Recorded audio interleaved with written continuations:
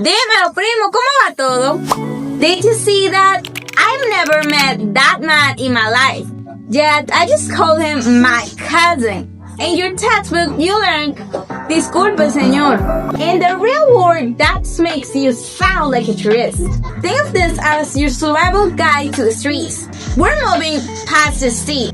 Formal Spanish they taught you in school and diving into how we actually talk to each other.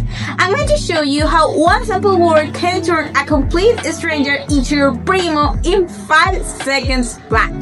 Let's start with the basics. You are at the market. Señora, ¿cuánto cuesta eso? Too cold. ¿A cómo tiene el aguacate, prima? Calling an older woman prima isn't about ability. It's about respect. One, it signals that you aren't just a customer, you're part of the community. You can also use Vecino, even if you live 3 cities away. ¿Qué más, vecino? It's the ultimate icebreaker. Level 2, the instant best friend, Primo or Compadre. Now let's level up. You're talking to someone your age. This is getting interesting. The Caribbean and Colombia, it's all about Primo, cousin. Calling a stranger Primo says, I trust you. It lowers the social barrier immediately. But be careful, if you're in a formal setting calling your boss, ¿Qué pasó, primo?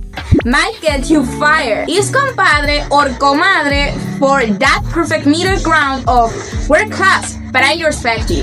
This is the top one of the ladder. Manín is a short way for saying hermanito. Colombia, Parce, originally from parcero, meaning partner. These aren't just words.